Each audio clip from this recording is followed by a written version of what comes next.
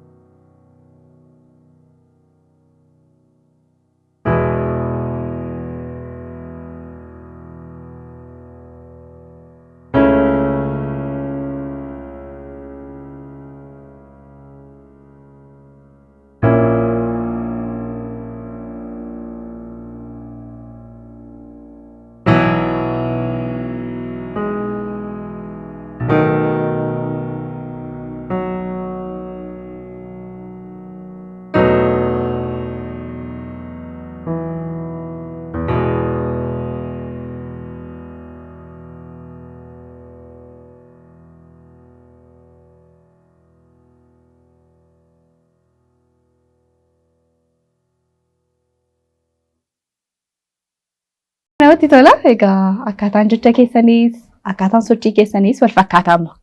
Ani nama tokkotu lama ta'ee baay'atee taa'ee jechaan jira. Isin egaa lakkooleedha. Sochiin keessanis uffannaan keessanis wantoonni keessaa waliin immoo gaafa ta'u hin bareeda. Walaa barru kan maqaa keessan immoo naa hima. Eenyu jedhu? Maqaan koo Naatinaa'el Baqqalaa Galataan jedhama. Abbaa koo Baqqalaa Galataa hojjetaa wangeelaa Baqqalaa Galataa fi harmee koo barsiistuu Yeshii Raggaasaarraa kanan dhaladhe godina Wallagga Ba'aa aanaa Giddaa Ayyaanaa magaalaa Ayyaanaa keessattidha. Achumatti dhaladneeti kan guddanne. Achumaanii barnoota sadarkaa tokkoffaa kutaa tokko kaasee hanga kutaa 4tti mana barumsaa Geenee jedhamutti baranne. Achumaan immoo kutaa 5 hanga kutaa 8ffaatti immoo mana barumsaa elementarii sadarkaa 2ffaa Giddaa Ayyaanaatti kan baranne. Achumaan barnoota gara sadarkaa 2ffaa jechuudha iskuulidha. Asii olii dhuftanii jechuudha. Okay. Ayyaatoo eenyu jedhu kan keewu? Yaa sanumadha. Maqaa kee? Maqaa kootuun qofa ibsadheellee badaa namaan galu. Naataaniif Naatinaayil maqaa jedhamuun beekna. Naataan Baqqalee Galataan jedhamanis. Inni immoo Naatinaayil jechuudha. Naataan Naatinaayil. Yaa'u Naataaniif Naatinaayil. Walumaan. Hangafti eenyudha? Hangafti beekamu. Kan dursa dhalate eenyudha jechuudha. Waan dura dhalate yaa'u wal nama falmisiisuu danda'a.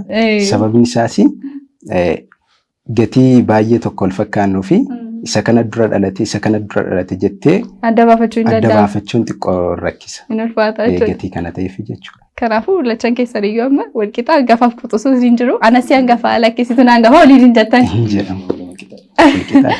Ayyee namatti tola. Egaa amma immoo ol dhuftanii sadarkaa olaanaa yuunivarsiitiidha kan isin barachaa jirtan. Mee akkamiin na ibsitu waggaa meeqafaa barachaa jirtu?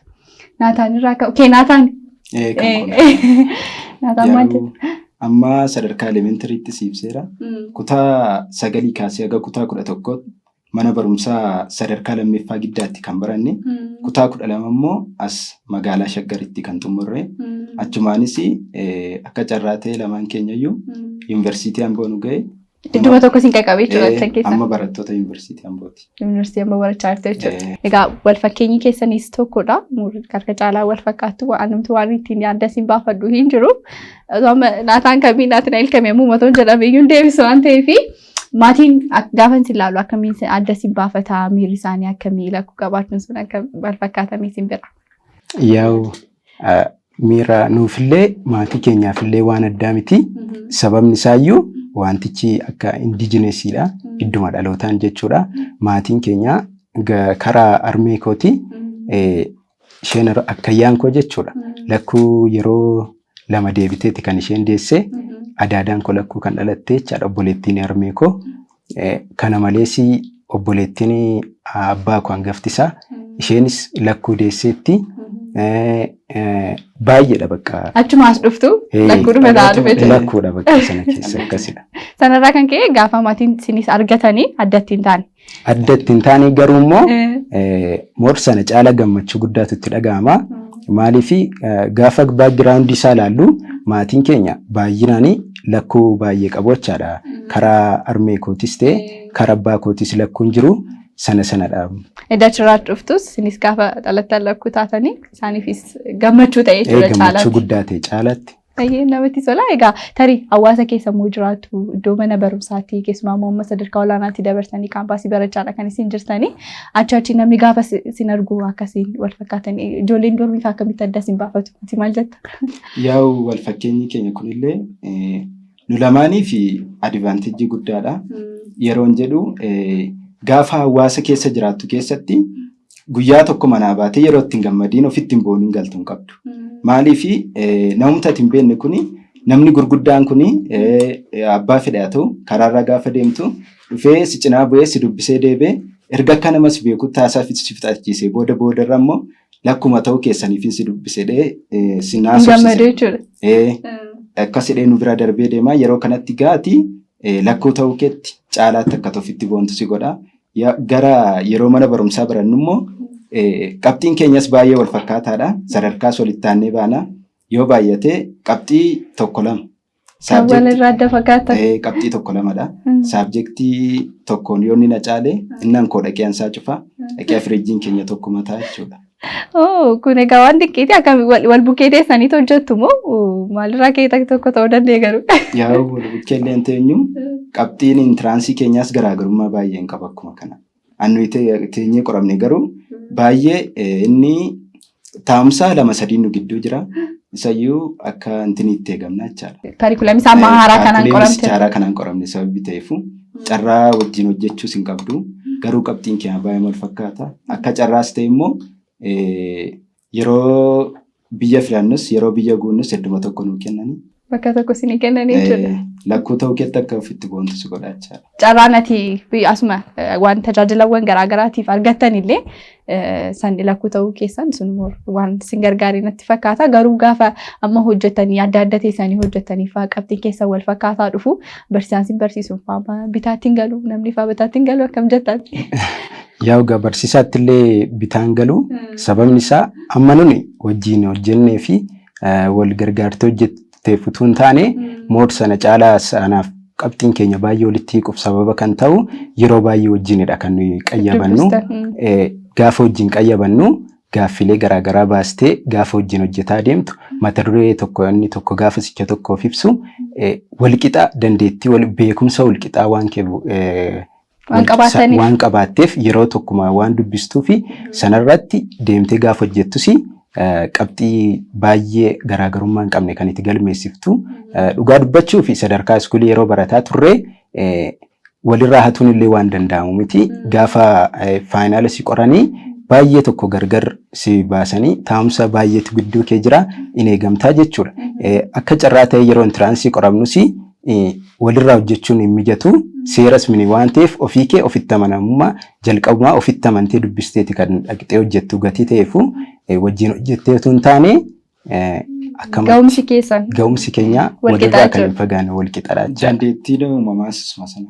Dandeettii uumamaas waliin qooddatanii baatanii tokko ta'eef qabxiin keessanis adeemsi keessanis beekumsi keessanis walqixxaataa jechuudha. Isin beekumsattis waan hundumaan dandeettiinis waliin miidhagdu walfaana tokko arras immoo waliin miidhagdanii as istiidiyoo keenyatti nuuf argamtanii inni guddaan immoo ittiin wal agarreef dandeettii aartii walaloo barreessuus hin qabdaniin egaa mata dureen keenya inni cimaanii meekunuu akkamiin dhufee dandeettii kana qabaachuu keessan akkamiin bartanii lachan keessantu barreessamu nama tokko qofaatu kennaa sana qaba mee maal jettaa laataan? Yaa'u dandeettii gara walaloo barreessuu kanatti kan dhufne guyyaa akkasii tennee himnu maaliif yeroo daa'imummaa keenyarraa kaasne walaloo baay'ee barreessinaa. Inni garuu kan inni hojjetamu nama lamaan gidduutti inni isa barreessinaaf dubbisaa anis ichaan barreessisaaf dubbisaa. Kanuma barreessitan of agartan lachan keessan? Kanuma barreessuuf argine. Innis walaloonis dhaalumaan nu dhufe faaziriin keenya baay'ee barreessaa. Innis yeroo dargaggummaa isaatti mana barumsaatti hawaasa keessa jiraatu keessatti baay'ee barsiisaa baay'ee barreessee dubbisaa. Akkasumas yeroo tajaajilaaf deemu inni hojjetaa wangeelaa sababii ta'ee fi konfiraansii garaagaraas yeroo deemu yeroo waldaa irratti tajaajilaaf ba'us yeroo ayyaana garaagaraas durseeti kan inni akka nutti himetti dursee walaloo dubbiseetu gara tajaajila sanaatti seena. Nummoo shaakalaanii kitaabota garaagaraa dubbisuudhaan osoo hin taane dandeettii uumamaa qabnuuni yeroo ijoollummaa keenyarraa kaasneeti kan nuyi barreessitiitti kaane. Yaa'u guyyaa akkasii jechuudhaaf illee hin danda'amu. Mata duree akkasiirraan jalqabee barreessitii jennee kan murteessinu hin qabnu. Sababiin isaas ijoollee waan taaneef yeroo sanaa kuufannee kaawwachaan turre. Akkamatti noormaalii barreessinee waliif dubbisnee hin keenya achumaan badaa sirriitti caalmaatti kan nu hojjechuu qabne akka kennaa keenya ta'e kan namoonni nutti himanii fi caalaatti hojjechuu akka qabnu kan nutti himan immoo irra jireessaan naannoo kutaa torbaatu barannuuti. Iddoo of bartanii guddatanii jechuudha. Kutaa torba yeroo barannu innis waldaa makkaanii giddaa keessattidha jechuudha. Waldaa makkaanii giddaa keessatti gartuu reewoot keessatti guddanne achumaanis gartuu keefaasitti ceenan daa'imman jechaadha. Gartuu reewooti. Achi keessatti yeroo ayyaana garaagaraa walaloodha kan nuyi dubbisnu. Waltajjii garaagaraas akkasuma hin geggeessina. Yeroo kana namoonni hiriyoonni keenyas hawaasni naannoos walaloon sin qabdan kuni walaloo akkamatti noormaalii miti. Walaloo daarektii barraa'u miti. Walaloo ciccimaa waaqayyo kennaa isaa isiniif kenneera. Maaliif hin hojjettanii kana caalaatti jedhanii dhiibbaa gurguddaa nurraan geessisaa turanii irra jireessaanii jechuudha. Kanarraa kan kee akka kennaa keenya ta'e barree caalaatti barreessinee ol kaa'uu jalqabne jechuudha. Sanarraa kan ka'u ogummaa keessanis dandeettii keessanis bara guddifachaatii dhuftanii jechuudha. Kan inni barreessus Naatnaayilis Naataaliif walii kenna barsiisa. Baay'ee immoo kan nama dhibu yeroo teenyee barreessinu mata duree filannee miti kan nuyi barreessinu. Akkasumatti barreessina. Gaafa ansaas ankoos walitti finnee ilaallu immoo akka nama mata dureen kennamee fi waluma qixa barreessina. Inni yoonni gara jalqabaa barreesse immoo sicha goolabaa gaafa ol bira qabnee ilaallu baay'ee madii hin qabne. Isin deebitanii ajaa'ibsiifatu jechuudha. Namatti tola egaa kennaan rabbii waanuma addaati waan hundumaayyuu wal fakkeesseeti kan inni isiniif kenne. Tarii walaloo kanarratti wanti kaasuu barbaadu Naatnaayil immoo waan jettu jira amma jalqabaa fa'aa waltajjii keessan irratti hojjetan ni yaadattu walaloo jalqaba walaleessitan fa'aa ni yaadattu iddii waggaa 7 booda egaa akka itti cimtanii barreessaatii dhuftan kaasee jiranaa ta'anii walaloo keessan jalqabaa fi waltajjii keessan irratti hojjetan ni yaadatta. Yaa egaa akkuma inni kaasee ture walaloon nuufi jalqabaa duuba si deebi'uu fi nan yaadadha barattoota kutaa 1-2 taanee yeroo daa'imummaa keenyaa jechuudha. Yeroo katabuu jalqabnee qubee walitti funaantee barreessuu yeroo jalqabdu walaloo barreessineetu waliif dubbisnaa. Erga waliif dubbisnee deebinee daa'ima gatii taatee fi walaloon akka inni ammasumatti fayyaduun beektu sana keessa barumsatti kan itti xiyyeeffattu yeroo kutaa gadii jirtu dandeettii yookiin kennaa addaa waaqayyo si keessa kaa'e sana ammasumatti hubachuun siif yeroo sana hin danda'amu. Deemsa erga barreetu walaloo barreessuu cheerchi faatti dubbisuu hojjechuu erga jalqabnee walaloon keenya humna akkamii akka inni qabu kennaa dhugumaan kennaa waaqayyo nu keessa akka kaa'e ta'uusaa baraa dhufnee jechuudha. Sanarraa kan ka'edha kan nuni gara walalootti ceenee yaa egaa walaloo jalqaba hojjennee yaadachuu dhabnuyyuu hedduudha garuu walaloon hojjetaa ture. Walaloo jalqaba hojjettee jalqabaa garuu yaadanne waldaarratti ta'een kan hojjetan mana barumsaatti. Cheerchi jalqaba kan hojjenne waltajjii jalqaba. Cheerchi irratti hojjettanii sanarraa akka ka'umsa qabu mana barumsaa irratti illee walaleessaa akka turtan akkasii turte. Darbee walaleessina mana barumsaatti garuu irra caalaatti cheerchii keessatti gatii guddannee fi achi keessatti kan nuni walaloo hojjechaa guddanne addatti cheerchii waldaa Makkaana Yesuusii giddaa ayyaanaa jechuudha achi keessatti kan nuni guddan. Wajjumaan dhaabatanii walaleessitu. Wajjumaan dhaabanii walaleessina. Gargar baatanis hin bareedan waan ta'eef. Yeroo waltajjii geggeessinus yeroo walaloo hojjennus. Hundumattuu bakka tokko taatanii kan isin hojjetan. Qaamuma tokko taaneetu wajjin hojjennaa jechuudha. Ayyeen namatti tola gaa meegaa aartii ishee akkasiin waamtee kennaa walaloo waaqni isinii kenneen immoo ittiin waaqas tajaajilaa sabaafis waan barumsa ta'u ittiin dabarsaa jirtan kana walaloo akkamiin ibsitu miira akkamii qaba walaloo gaafa ibsitan siin. Hangaftiin jiru gaa naataan irraa okee. Yaa walaloon miira ittiin wanta keessa kee jiru baastee ibsattudha. Namoonni tokko dandeettii baay'ee dubbachuu qabu. Dandeettii baay'ee haasa'uu qabu. Haasaa isaanii miira keessa isaanii haasaa sanaan ibsatu. Garuu immoo walaloon miira keessa kee jiru bifa barreeffamaadhaan miira gammachuus haa ta'u, miira gaddaa, miira taajjabbiis haa ta'u, miira fedhe yeroo sitti dhaga'amu saati sanatti kennaa walaloo si keessa jira taananii maalti sitti mul'ata? Bifa walalootiin keessa keetti dhaga'ama jechuudha. Saatii sanatti immoo qalamaa fi peeppirii waraqata irratti barreessitu fudhattee gatteessee yoo barreessite miirrati keessa jirtu saatii sanaa sirraa darbaa jechaadha guutummaa guutuutti. Maaliif kennaa keetiin ibsatteetta waan ta'eef. Walaloon miiratitti wanta keessa kee jiru ittiin ibsattudha jechuudha. Miira keessan ittiin ibsattu jechuudha. Isin amma tarii lakkuu ta'uu keessan kanaafaa wal ajaa'ibsiifattanii wal dinqisiifattanii beektu walaloo keessanii. Baay'ee tokko yaa'u gaafa ispeeshaalii addatti guyyaa hundumaa guyyaa wajjin baanu guyyaan itti namni nu dinqisiifatiin hafu guyyaan itti namni lakkuu ta'uu keenyatti baay'ee wal fakkaachuu keenyatti hin dinqamin nu bira darbu hin jiru. Kanarraa kan kee guyyaa hundumaa gaafa akkasirra deddeebi'edhu sammuu keetti gaaffii kaasa. Gaaffii akkamii jettee na gaafatte yoo ta'e gaaffii uumaa kana dinqisiifachuu jechaadha. Gaaffii safuu uumaa waan jedhu. Gaaffii akkasii sammuu keetti kaasee waaqayyo akkamittiin akka inni nama uumamni waaqayyo uumamni adda addaa kun gaafa ilaaltu lakkuu taanee dhalachuu keenya duwwaatu hin taane waan humti waaqayyo hojjete hundumtu baay'ee tokko kan inni dinqii ta'uusaa kan nama ajaa'ibsiisu ta'uusaa gaaffii sammuu keetti baay'ee tokko sitti dhaga'ama. Miira kanaati sitti beekama addatti jechuudha. Sanarraa kan keessin immoo walii keessaniif uumaa kana ajaa'ibsiifachuudhaaf walaloodhaan ni ibsatu jechuudha. Walaloon ni ibsan. Namatti tola egaa waa'ee walaloo fi walaloo barreessuu keessanii hagana giddiin jennee gidduun egaa nutis daawwattoota keenya mee sinumaan walaloo haa affeerru irraa waan jedha. Ajab jedhee taa'ee waa'ee kee yoon tilmaamu qalbiitu nama raata. Hojii harka kee ilaalee jiraaree kan himu mee kamiif deebii laata? Keeraajii jedhaan itti yaaduu eegale. Dubbiin tokkos dhufee sammuu kootti gale. Kalaqniif uumamni dachee sirnati ittiin uumte jabaa of tuffachiisteetu qalbii beektotaa fuute. Humnaaf aangoo keetu mara dinqisiisa. Dubbachuu wallaalee hundi ilaalee dhiisa. Sirni ramaddii keessa akkan namatti tolu dhoksaan ati keesse eenyuufiyyuu hin galu. Tulluunis uumama lolee hin beeku irratti kufee kan qalbiin koo ka'umsa isaa wallaalee inni samiitu bee maaliin eessaa dhufee? Biiftuunis yeroo ishee dheereffachuuf ji'aan wal dhabdeen loltu. Gaafis ariifattee yeroo ishee malee hin galtu. Galaannis yoo guute dachee dhoksee hin beeku daangaa isaarra darbee samiinis dachee irratti kufee hin beeku siif abboomamee jiraata of qabee. Kaannisnis waliif galteen hojjetti dadhabe jettee hin ciiftu. Yoo diinni dhufes gurmuun baatee lolti walirratti hin dhiiftu. Seeraaf caasaa isheef abboomamteetu tokkummaan dalagdi. Bu'aan hojii ishees nama gammachiisa damma mi'aadha qabdi. Dacheenis biqilaan lollee albuuda laatee guddisa. Sanyii yoo keessa facaasan nyaatee nafu of keessaa baasee mul'isa. Leenci anis leenca jedhee leenca akkasaatti hin dhaadatu. Waliin adamsaniitu waan argatan nyaatu. Mee eenyuun baqatee beeka aangoo isaas gurguree raqa barbaacha dhaqees waraabessa wajjin hin gurgurre.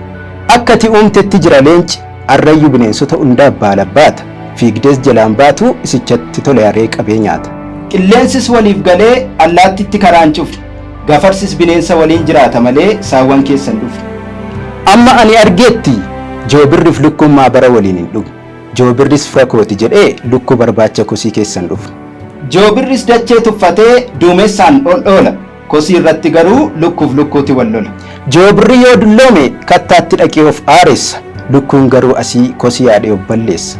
Anaanoo dinqee hojii keetuu qalbii koo na dhibe. Eenyudha kan biqiltootatti halluu miidhagaa dibe. Kayyoo ilaalan ija namaa hawwatu. Suurraan simboo isaanis qalbii namaa hatu. Magariisa uffatanii miidhagsu dachee irra ishee keessa. Yeroo hongees gaaddisaa uumamatu jalatti dheessa. Dachee irraa waliin dhabamsiifne walitti ta'anii rakkoo hunduu nagaan jiraatu waliif ta'anii hirkoo. Abbaan fedhe du'eesi sammuu isheen jeequ gaddi. Simbirri ganama obboroon kaatee waliin waccee gammaddi. Sirniif uumamni hawwaa akkitti qalaqxee haa miidhagsaniifis urjiileetti naqxee. Ji'a yoo ilaalan kan qalbii namaa harkisu dukkana gargar saaqee kan addunyaaf ibsu.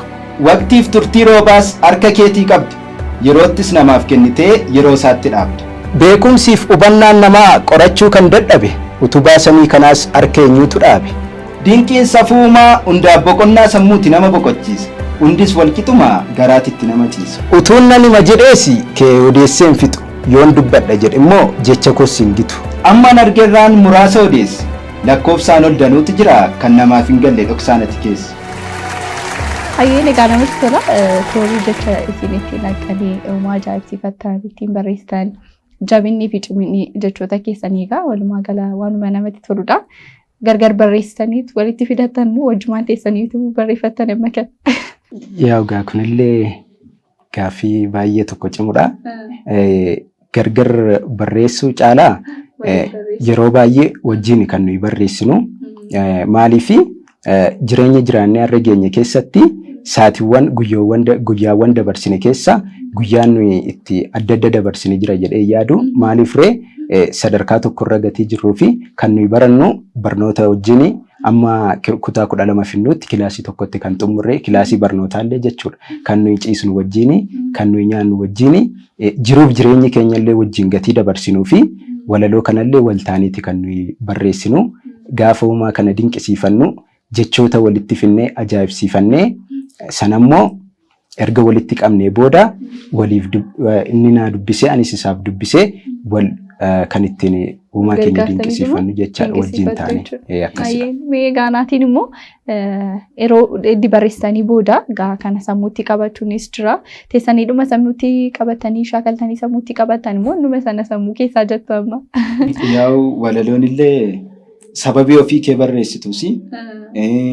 An kalaqamu sammuu kee keessatti sababii ta'eefi baay'ee ammasitti hojjechuun sammuutti qabachuun sin dhibu. Yeroo barreessinusi yoo ayyaanaaf barreessina ta'e har'a galgala barreessineetu har'a galgala sammuutti qabannee borbariidhannee waltajjii hojjenna. Yaa barattoota sababii taaneefis wantoota akkasii qabachuun. Sammuutti qabachuun isin rakkisu jechuudha. Nu rakkisu. Yeruma tokko sammuutti qabattu jechuudha barreessitanii kaatanii. Yeruma tokko sammuutti qabannaa. Yaa'u gaaffii ati nuuf kaastee yeroo baay'ee gaaffii namoonni hedduun kaasanidha. Gaafa walaloo waltajjii irratti hojjennee buunu walaloon nu hojjennu kan daqiiqaa 15 fa'aa ta'u jira 14 fa'aa ruubi isaatiitti waan qo'achaadha sammuu keessa. Namoonni gaafa nu arganii kaan caalaa akkamittiin walaloo daqiiqaa amma kanaa dheeratu sammuutti qabattuu jedhu. Sammuutti qabachuu kanaaf sababa kan ta'u inni guddaanii productiviinsa si erga ta'ee sammuutti qabachuun sin dhibu. Erga ofii keetii barreessite si keessaa erga maddee sammuu kee keessatti gatii jiruu fi qabachuu waan ulfaatu. Asumaanis immoo barattoota sooshaal saayinsii yeroo ta'e gatii taanee fi baay'eedha kan itti dubbistu tiyoorii dubbista. Tiyoorii kanas sammuutti qabachuu shaakalteetta waan ta'eef sana faana yeroo baay'ee kitaaba duukaa gatii yeroo kee dabarsituu fi sin dhibu jechaadha. Egaa namatti tola dandeettiin keessanii barreessuu irraa immoo darbee walaloo sana hunda dheeratu immoo jechoota sana hunda waliin qabatanii qindaa'anii immoo wajjin jechuun egaa baay'ee dhuma isa cimuudha. Garuu akkuma kaastanii sirnirraa fi kennaa isaa gaafa ta'u wanti kamiyyuu salphaadha.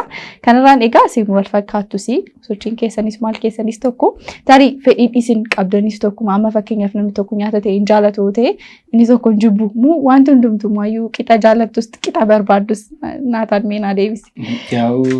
Miirri keenya wanti nuyi jaallannus waluma qixadha. Yeroo tokko yeroo isa dhukkubus garaagarummaa saatii muraasaa booda anis na dhukkubaa waluma duukaa yaalamna jechaadha manattis. Seetaan yaalamte jechuudha qixxeetu. Waluma duukaa yeroo daa'imummaa keenya akkas ture nan yaadadha. Miirri keenyas tokkuma wanti nuyi jaallannus tokkuma. Fedhiin dhumti nyaataa keessanis tokkuma jechuudha. Fedhiin keenyallee tokkuma dhukkubsannee akkuma inni kaasee garaagarummaa yookiin guyyootaa ta'a yookiin saatiiwwanii ta'a sana booda tokkos deebi'ee dhukkubsata wal duukaadha. Fedhiin keenyallee yeroo baay'ee yeroo hunda jechuu dandeenya. Fedhiin yaadi keenya fedhiin keenya tokkuma jechaadha walitti dhufa gargar hin ba'u. Tarii yerootti wal loltan fa'aa ni jiraatu yookiin gargar baatan keessan jiraatan fa'aa jiraata walitti bu'uun egaa hin oolu walitti buutanii fa'aa beektamu misi. Wal lolleellee hin beeknu garuu immoo gatii baay'ee tokko walitti hiiqxuu fi yaada yeroo baay'ee wal qajeelchuu irratti wajjin oolta gatii ta'eef walii galuu dhiista utuu hin taane wal qajeelchita. Inni kun tokko yoo karaarraa jallate tokko gorsee deebisa. Yaada moor caalmaatti jechuudha. Yaada gara fuulduraaf ta'u jajjabina bakka amilee akka waliif taanuuf nu gargaara malee wal loliitiif sababa nuun ta'u. Malee walitti buutanii hin beektan. Walitti bu'umsaaf sababa nuun ta'u. Wal mufattanis bultanii. Sunis yoo baay'ate. Daqiiqaa muraasa. Amma yoo daqiiqaa 5 ta'es amma daqiiqaa 5tti sababii wal jaallatu namni baay'ee wal jaallatu baay'ee wal lola dafee saraaramaa jechuudha. Kanaafuu isin walitti buufattanis hin turtan. Walitti bu'iinsi sunis walitti bu'iinsa daangaa darbutu hin taane walitti bu'iinsa yaada tokko sirreessu waan akkasirratti malee walitti bu'iinsi hin jiru. Egaa amma gaafa akkasitti wal fakkaatanii lakkuu taatanii mudannoon hin dhabu ni baay'ata. Amma nyaata isa tokko fa'aa deebi'ee inni tokko mana dhaqee harmee goomsee nyaatee hin beeku. Namoota biraa fa'aa goomsanii namni wallaalee fa'aa goomee hin beeku. Mudannoo akkamii qabdu mudannoo yaadattan hoo jiraate. Yaa'u nyaatallee nuti shawwadatu hin taane ofuma isaaniidha. Harmeen keenya yeroo nyaata nuuf kennitu naaf kennitee deebitee yoonni mana hin jiru ta'esi yoon bakkee bahee deebi'ee dhufes naan gaafatti. Garuu nyaateeran jedhaa hin amantu garuu isheen sanuma keessa yoo darbite jechaadha. Eenyuuf akka kennite hin amantu. Yaadattee jiru. Yaadatu isheen. Adda nu baafachuu irratti xiqqoo baay'ee rakkatu.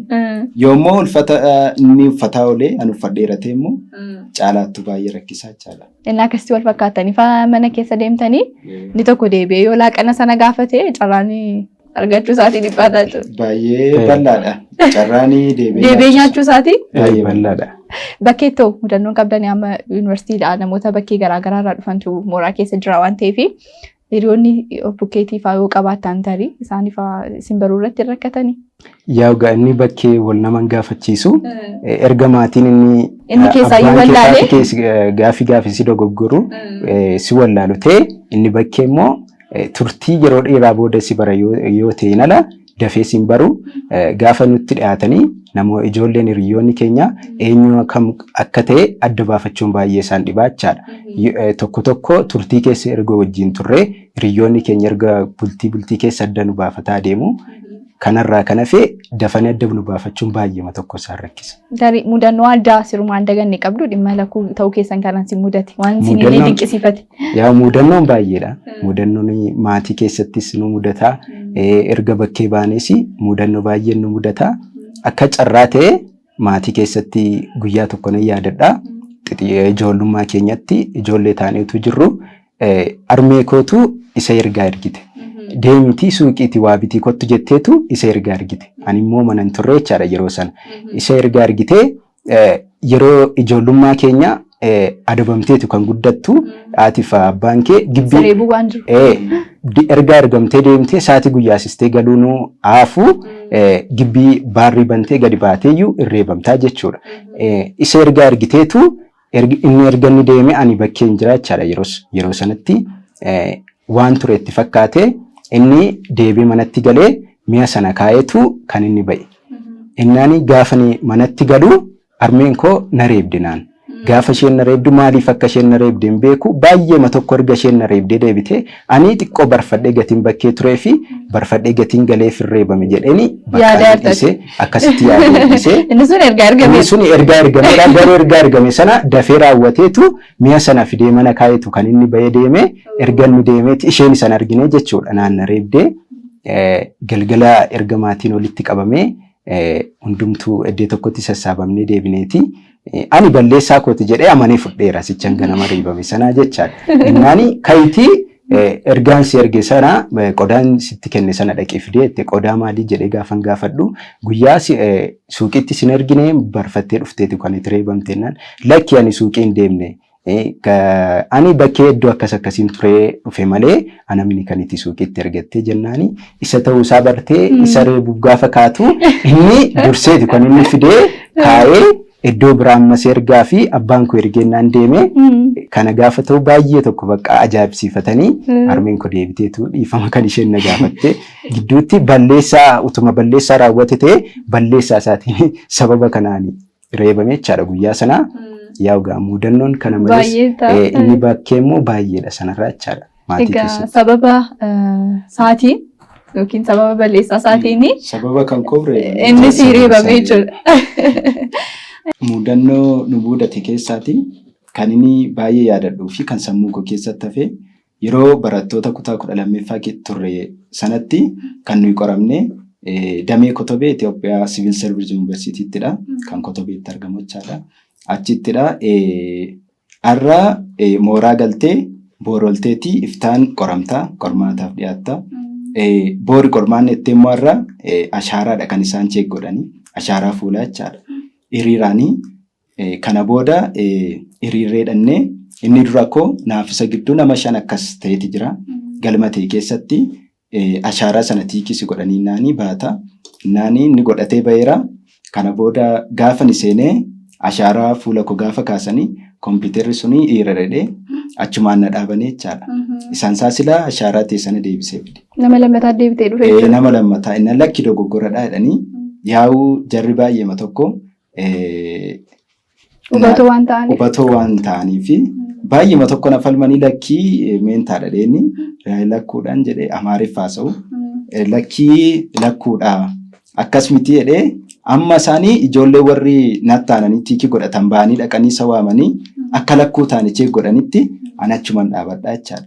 Guyyaa sana garuu baay'ee maaliif yoo jette yoo dogoggoraanii namaaf qoramuu seente ta'e achumaan kan itti hidhamtu. Isaaniif sodaatee dhuftee jechuudha. Baay'een dhufadhu. Egaa hedduu namatti tola.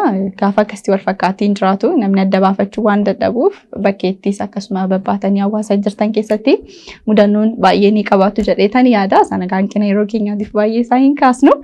Egaa tarii wanti isin gaafachuu barbaadan magaa sadarkaa olaanaa kan isin jirtanii barumsi gara maal barachuu barbaadu ganaa waggaa tokkoffaadhaaf kan isin adeemtanii filannoon keessa wal fakkaata maanii fedhiin barnoota keessanii isaanirraa ka'u. Filannoon keenya illee tokkuma. Utuu baratanii baratu waan karoorfanne. Fedhiin keenya yeroo baay'ee tokkodha.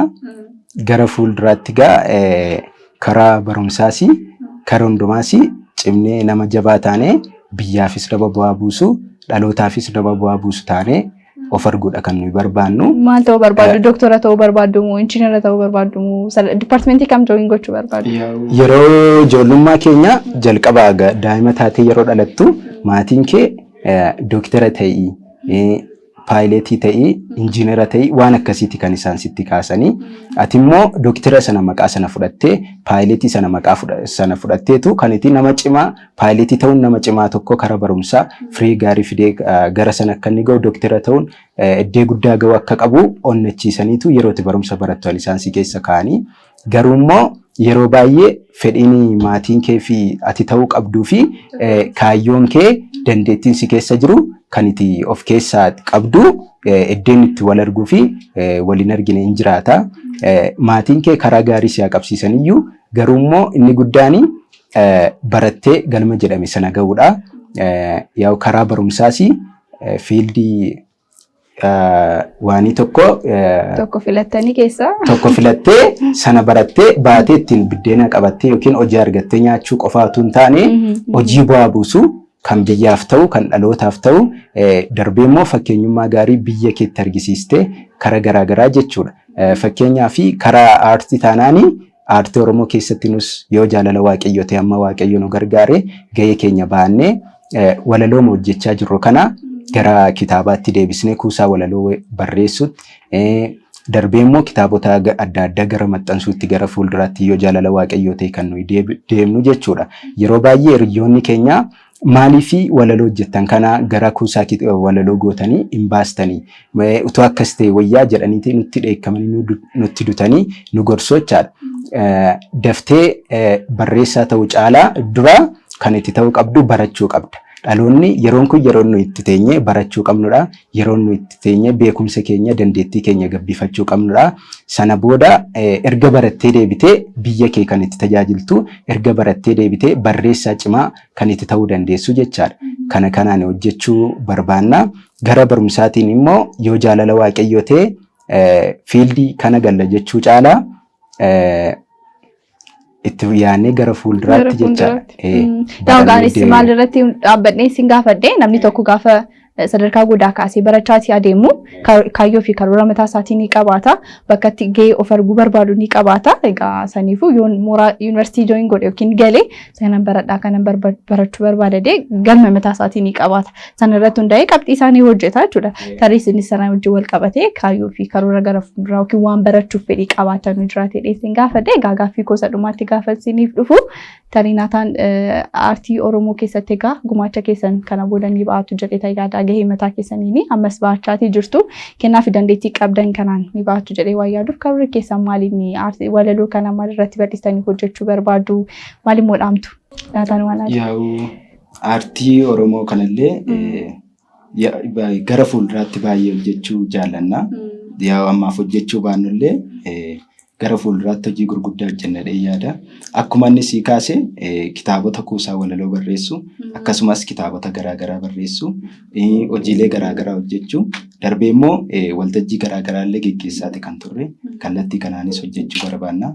Yaa'u dhaamsi nuyi aartii Oromoodhaaf qabnu inni guddaan har'a kitaaba tokko lama peejii muraasa maxxansinee ol kaa'utu hin taane teenyi gatteenye aartistoota dura keenya jiranii barreessitoota isaa ta'uu warreen fiilmii hojjetanii warreen garaagaraati akkamidha seenaan kaleessaa aartii Oromoo keessa ture innarraa maalii gara fuulduraatti immoo akkam yoo ta'e bareeda inni isaaniin qorannee caalaatti immoo aadaa uummata kanaa eenyummaa uummata kanaa fi safuu uummata kanaa duukaa akka deemutti akka uummata Oromoo kan bakka bu'u jechaadha. Aartii uummata Oromoo bakka bu'u aartii uummata Oromoo gitu hojjechuu barbaanna gara fuulduraatti. Kanadha.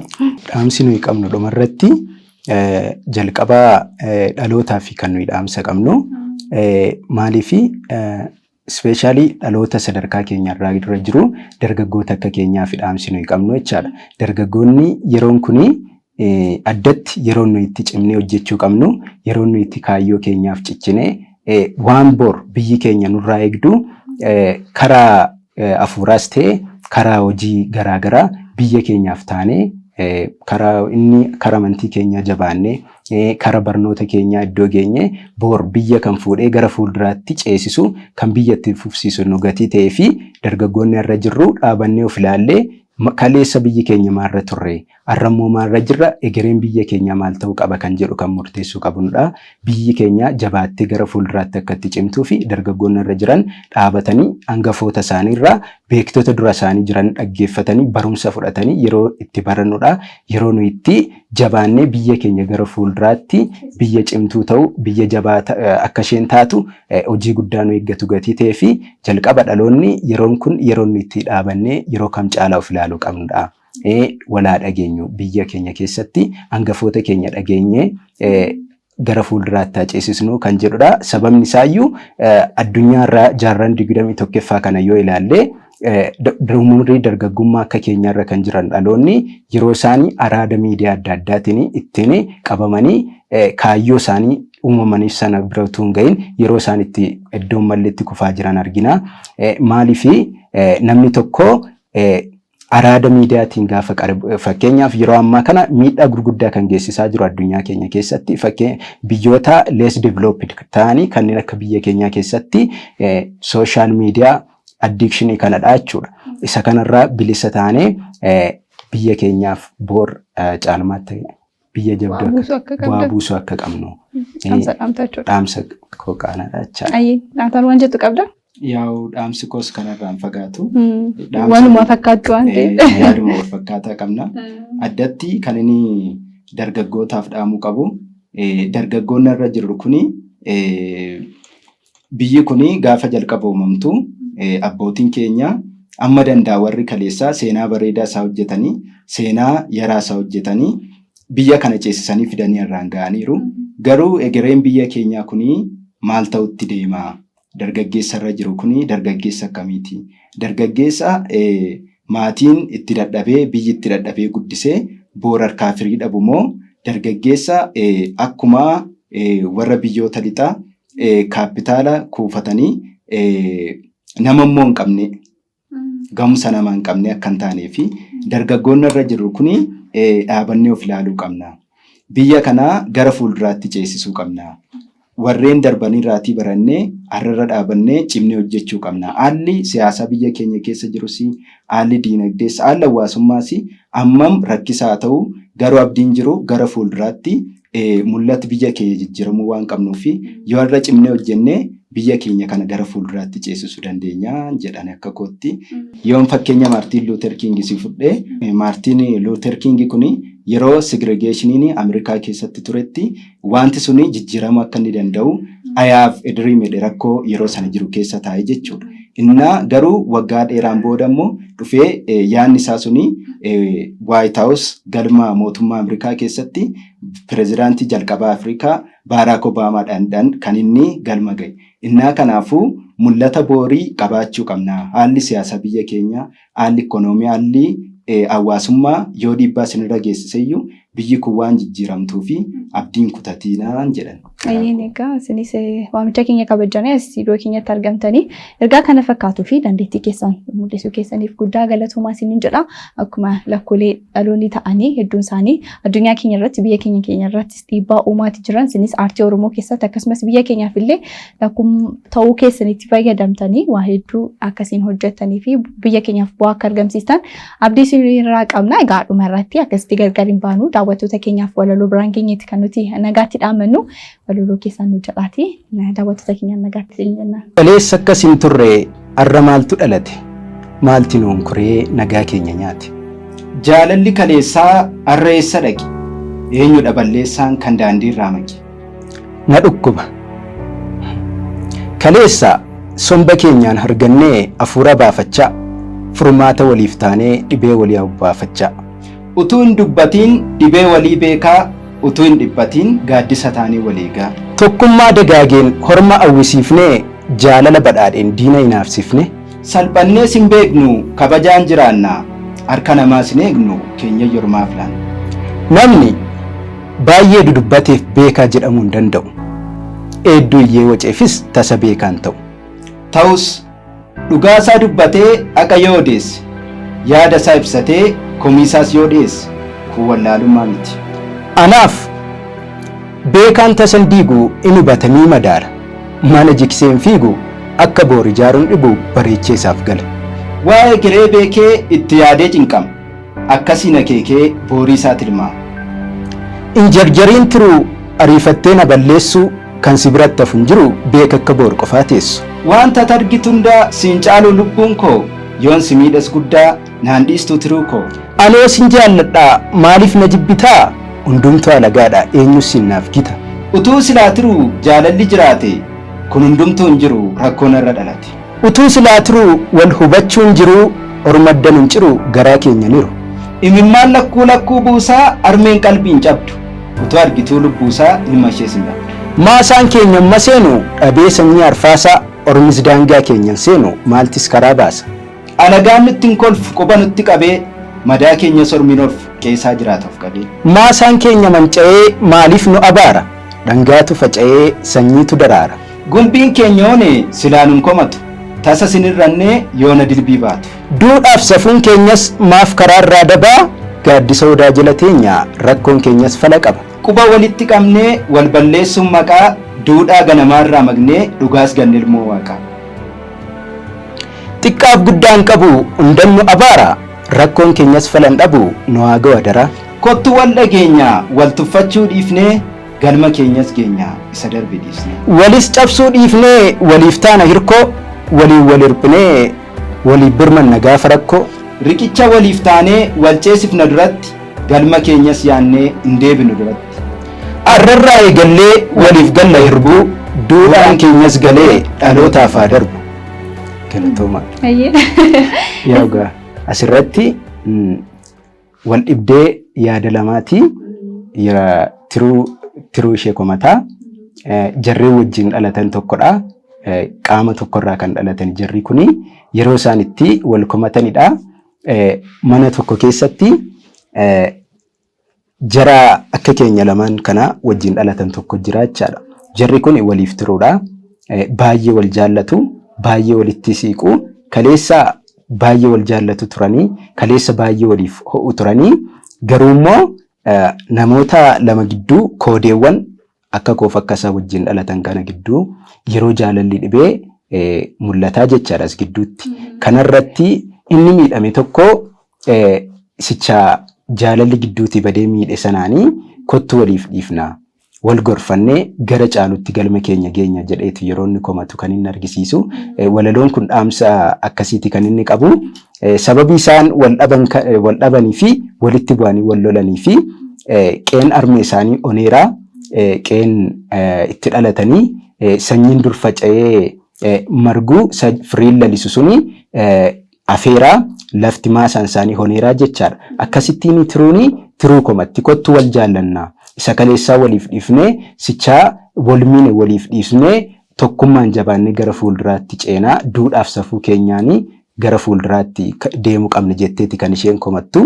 Irbuu waliif gallee duudhaa keenya safuu keenya kaleessaa sana har'a irra deebinee haaressinee dhaloota boor dhufuus immoo dabarsine jetteeti asirratti tiruun kan isheen tiruu komattu. Walaloon kun ergaa mataa isaatii qaba.